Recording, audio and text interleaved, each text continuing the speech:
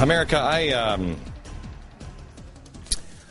our theme today has been, the Mideast is set on fire. And we showed you all these different things. And I told you that I take a stand with Israel. And I want you to know that I take a stand with Israel. I've made an accounting of who I am and what I believe in. And, I'm a guy, I'm lucky enough, believe it or not I say this, I'm lucky enough to be a guy who's lost everything before. So I don't care. The only thing I don't want to lose is my soul. Because I lost my word and integrity and everything else. I've already lost that once. So I don't care. You take everything away from me. It doesn't matter to me. You have to do what you feel is the right thing. Because the times call for it.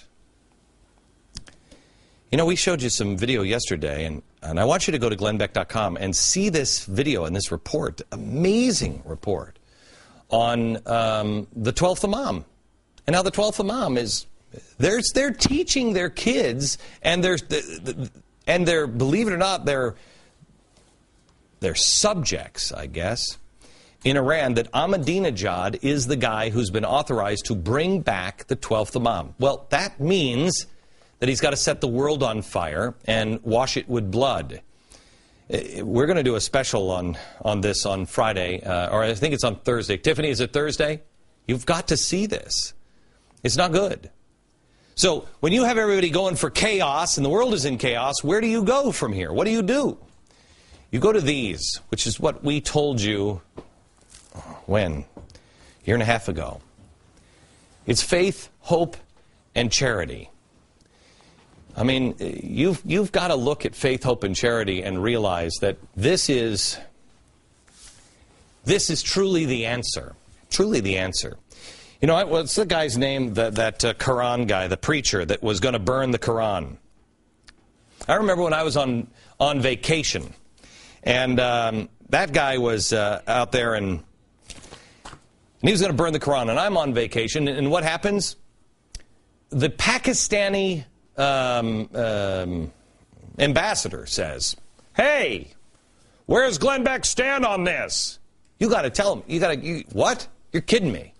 Where does Glenn Beck stand on this? I was actually fishing. I got out of the boat and I started walking back to the house, and I'm thinking, where does Glenn Beck stand on this? How does the Pakistani ambassador even know who I am? And then I realized, wait a minute. Who the hell do I think I am that I would get out of a fishing boat and go try to release a statement? I don't care who he thinks I am. I know who I am, and I'm not a guy who's making a statement on that. I'm pretty clear on that. Don't burn the Quran. The first time that I met Alveda King, she said to me on the set, she came up to me and she grabbed my hand and she said, "I know what you're doing here because my uncle taught that faith, hope, and charity." He taught faith, hope, and love. Faith, hope, and love. Well, that ain't burning the Quran. When I saw Christians in front of the White House shouting at the man praying to Allah, who prays there every day, I thought, what are we doing? Terry Jones was there. Terry Jones. He's the guy burning the Quran. Don't hate. Love and pray. Well, apparently Terry Jones did wind up burning the Quran after some sort of mock trial and finding the Quran guilty of crimes. All Americans, left and right, should find this to be ridiculous. A book kills people. That's as ridiculous as saying that guns kill people. No.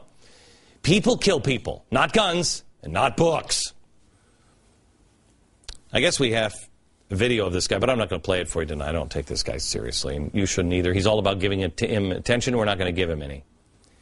I just want to make this point. This is the answer. And it comes from within inside. If I'm not mistaken, Christianity teaches us that Jesus came, you had to set father against son, and vice versa, and set things on fire, but he didn't do it with matches. He did it with truth and love. The Quran guy who burned the book, he did it with matches. Now, he tried to do something symbolic. Well, somebody else chose to do a symbolic ritual of their own. Except they didn't use a book, they used people. According to Asia News, on March 25th, a mob of Islamic extremists attacked a Pentecostal church in India, killing 2 Christians and burning some of the copies of the Bible. Eyewitnesses say the fundamentalists stormed the place of worship looking to set it on fire. But a group of believers defended the church. Security forces have fled the scene, leaving those present at the mercy of the crowd. And in that crowd, there is no mercy. Which side do you stand on, America? The attackers hurled anti-Christian slogans, and a feeling of anger towards the religious minority has spread all over the Middle East. In the city, the pastor of the church reports that despite the condemnation of the burning of the Quran, the community has come under attack because they think we're linked to the American church. Hatred is not good. I have to tell you, I have a hard time sometimes watching speeches or watching things, and I think, because I really truly believe somebody is destroying my country, it is very hard for me not to say, I hate that guy or I hate that woman. But I don't. And I will be condemned just as much as anyone else if that's what I say and believe and feel.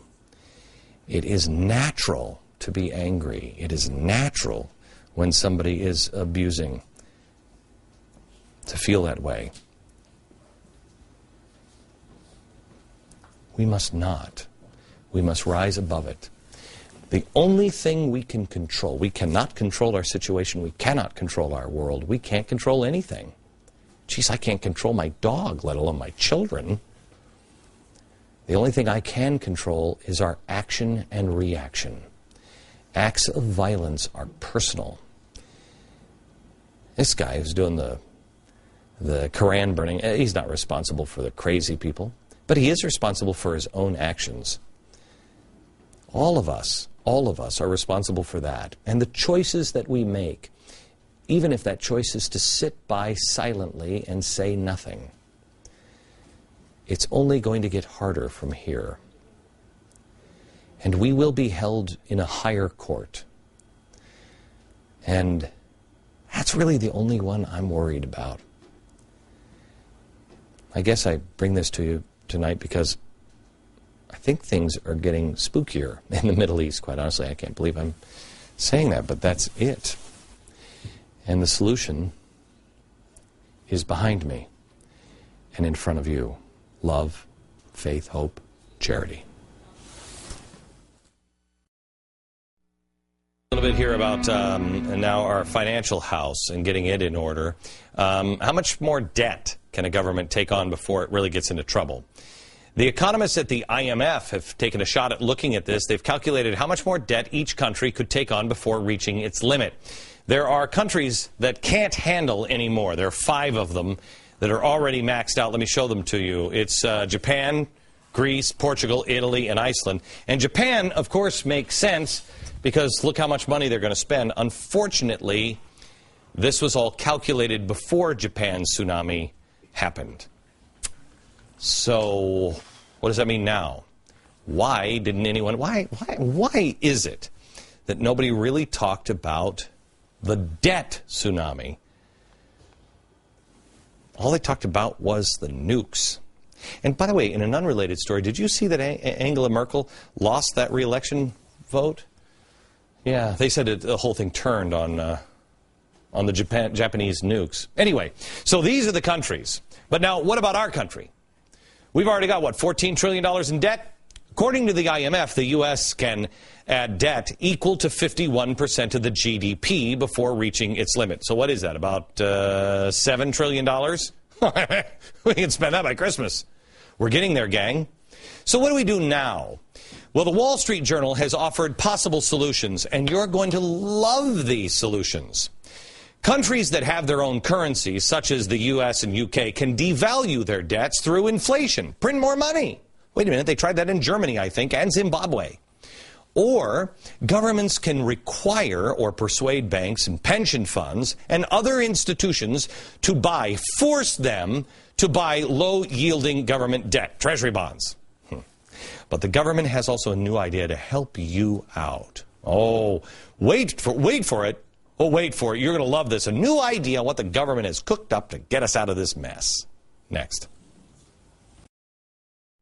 Alrighty then. So the government is saying, hey, we've got some suggestions for you. There's a couple things we can do to get us out of debt. We could, A, inflate the money supply. This according to the Wall Street Journal. 2, force people to buy T-bills. Right. Neither of those sound like a good idea. We could cut our spending. No. Now, remember this. Cash for clunkers. It failed. That's where we gave cash for cars. Then cash for caulkers. That's where we gave cash for refrigerators, and that failed.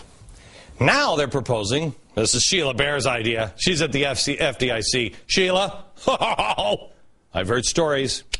You're quite the thinker. Cash for keys, where you turn in your house keys. So we've gone up from cars to houses. It would essentially pay delinquent borrowers up to $21,000 as an incentive to get out of their home. That is fantastic. That is great. Now, here's the problem. See, because we're trying to do this, inflate the money supply or force people to buy. The problem with all three of these is this is going to fail too. And what's it going to do? It's going to give people cash. This is the problem. If the government starts understanding that they don't have cash, maybe we could not worry so much about our debt. Maybe we could also cut back on favoritism for Obama's most loyal contributors. You know, because that's not working out real well either. You know, GE has bilked the system to the extent that they paid no income tax at all last year. That's right. They made a profit of $14.2 billion. Didn't pay a penny. They got TARP money and everything. That's weird. Good to be Obama's friend, huh? Cash for clunkers, cash for caulkers, cash for keys. What do you think? Cash for crooks. Just think about it. From New York, good night, America.